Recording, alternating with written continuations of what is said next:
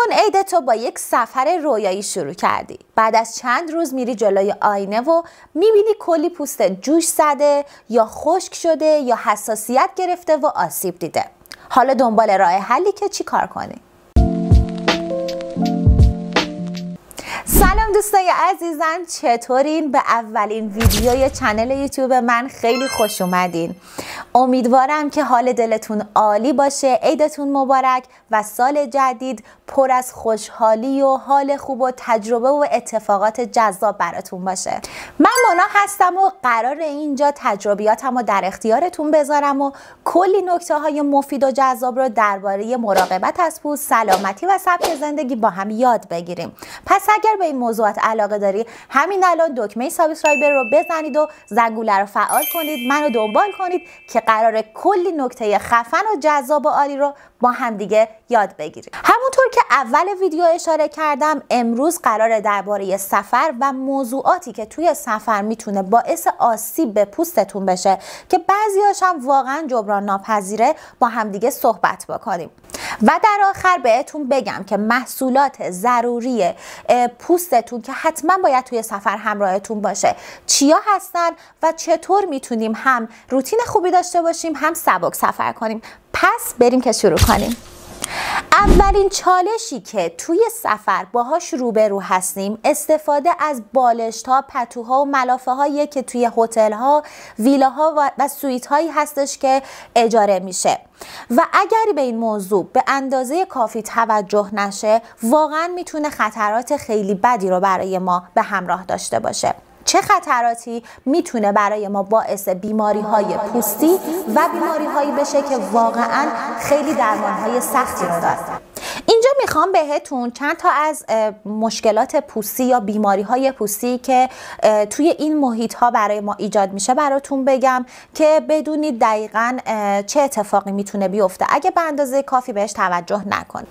اولین موردی که قطعاً میتونه از سطوح آلوده بهتون انتقال پیدا کنه و باعث ایجاد ظاهر بدی برای پوستتون بشه آکنه ها و جوش ها هستن که خب آکنه ها و جوش ها که بر اثر انسداد منافذ پوستی ایجاد میشن و زمانی که یک سطحی آلوده باشه، بالشتی آلوده باشه، به خاطر چربی ها و آلودگی ها و باکتری هایی که روی اون سطح وجود داره و راحت به ما انتقال میشه میتونه باعث بشه که ما جوش بزنیم و واقعا ظاهر پوستی ما رو خراب بکنه.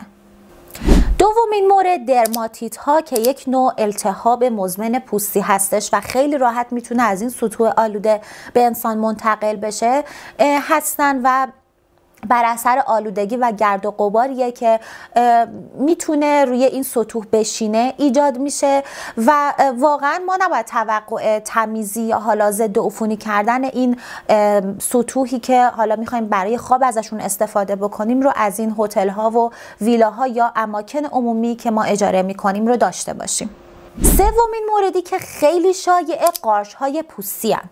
قارچ های پوستی که میتونن باعث ایجاد کچلی یا حساسیت های قارچی واقعا بدی توی بدن بشن دقیقا از همین سطوح به بدن انسان منتقل میشن و بر اثر آلودگی که در واقع ایجاد میشه و عدم رعایت بهداشت اتفاق میفته. پس خیلی واقعا توی این مورد ما باید به صورت وسواسگونه‌ای توی این محیط ها عمل بکنیم.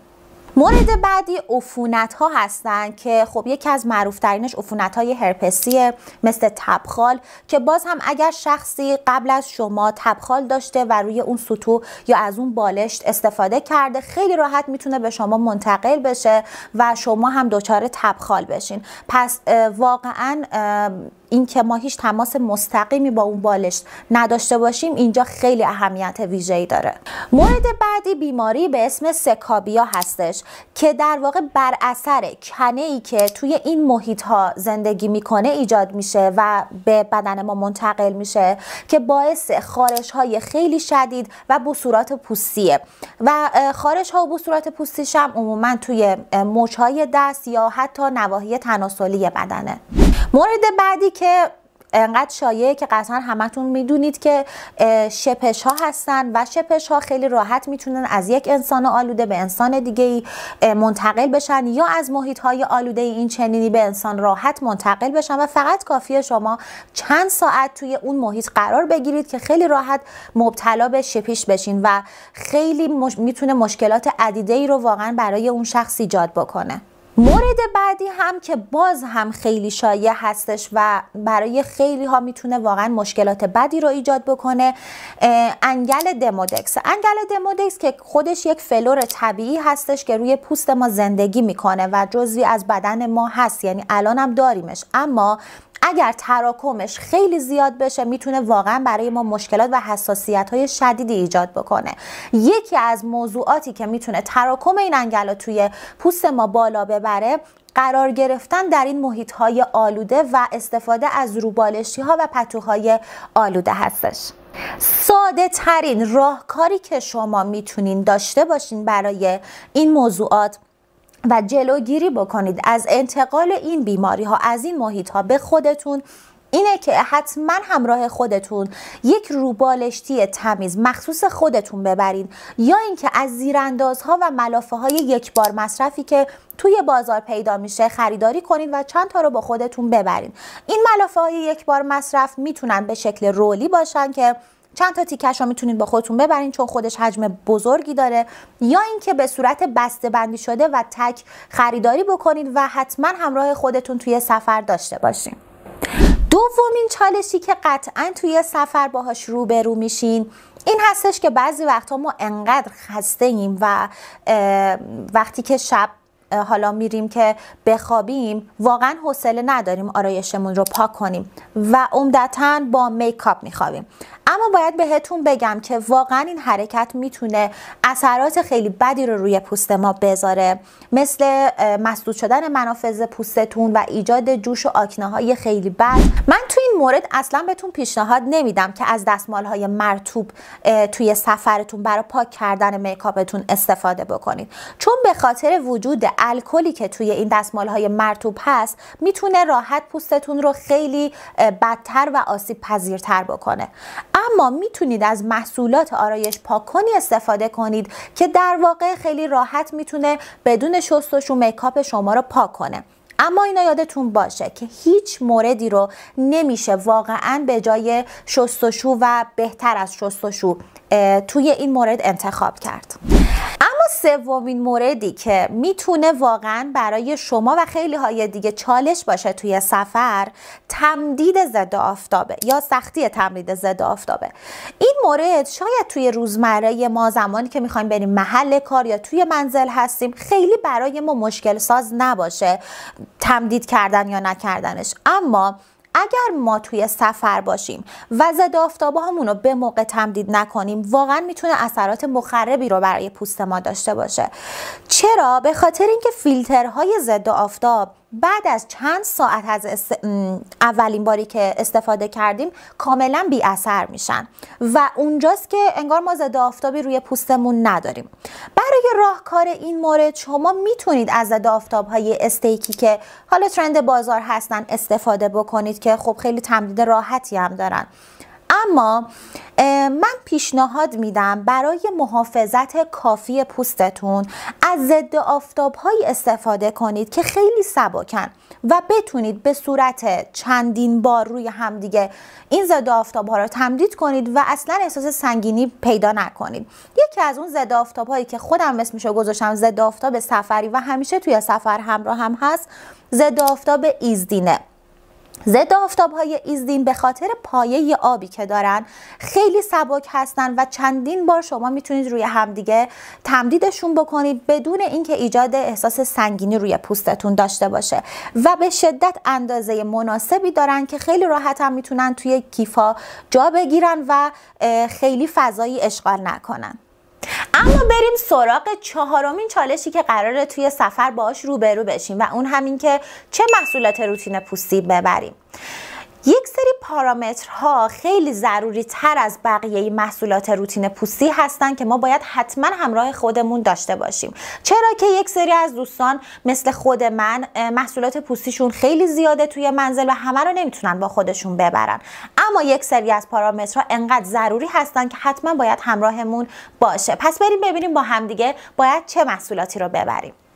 یکی از کارهایی که من انجام میدم واسه سفر رفتن این در واقع چمدون‌های کوچیکی هستش که شما خیلی راحت میتونید از چمدون فروشی ها یا همراه با ستای چمدونی که تهیه میکنین داشته باشین. فکر میکنم که هر کسی توی خونش یکی داشته باشه. اگر هم نداشتین میتونین که تهیهشون بکنین، چون واقعا به نظر من خیلی وسیله به درد بخوریه.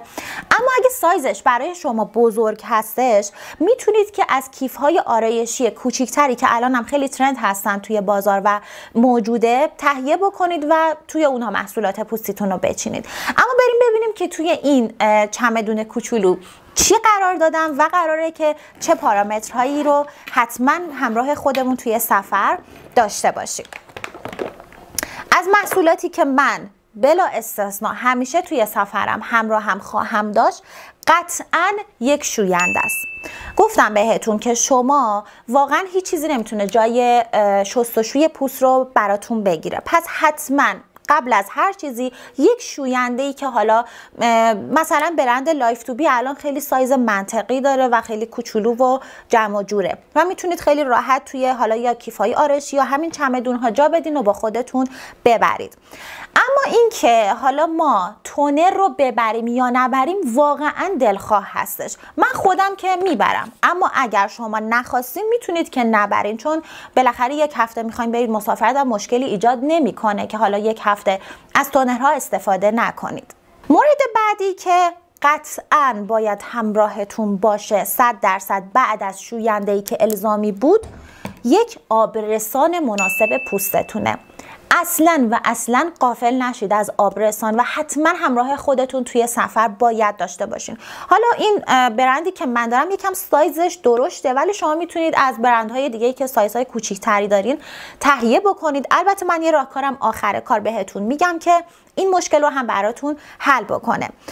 اما مورد بعد از آبرسان، یعنی تا اینجا پارامترهای ضروری ما شد یک شوینده و یک آبرسان، یک ضد آفتابه. خب قطعاً اصلا نمیشه از ضد آفتاب توی سفر غافل شد و اهمیتش رو بهتون چند دقیقه قبل گفتم که حالا اینکه شما از چه ضد آفتابی استفاده کنید بستگی به خودتون داره، اما پیشنهادم باز هم ایزین هست، چون هم خیلی سایز مناسبی داره و هم خیلی سبکه و میتونید خیلی خوب چندین دفعه پشت سر هم دیگه اون رو تمدید بکنید. اما اگر حالا یک سری محصولاتتون نخواستین حالا واسه یه سفر جداگونه تهیه کنین و خواستین از محصولات خودتون بردارید با خودتون ببرین و سایزهاشون مثل الان محصولاتی که من دارم یکم درشته، میتونین از این پک های مسافرتی تهیه بکنید که توی بازار حالا با قیمت های مختلف هستن و میتونید خیلی راحت این محصولات رو توی این باتل هایی که هستن خالی بکنید و خیلی کوچولو موچولو جمع جور با خودتون بذارین توی کیفتون و اصلا جایی هم نمیگیره و با خودتون ببرید. اما من یک مورد دیگه رو بهتون پیشنهاد میدم که حتما با خودتون داشته باشین و اون هم یک بالم لب مناسب لبتون هستش، چون ممکنه تغییرات آب و هوا یکم روی لبهای ما تاثیر منفی بذاره و باعث خشکی بشه. پس حتما یک بالم لب هم همراه خودتون توی سفر داشته باشین. تمام این موضوعات موردهایی بود که میتونه توی سفر واقعا برای پوست ما چالش برانگیز باشه و باعث ایجاد بیماری ها و مشکلات پوستی بشه، اما قطعا با رعایت کردنشون میتونیم از خیلی از بیماری ها و مشکلاتی که بعد از سفر ممکنه به وجود بیاد و دست ما رو بند بکنه جلوگیری بکنیم. امیدوارم که خوب و خوش و سلامت باشین. توی ویدیوی بعد میبینمتون.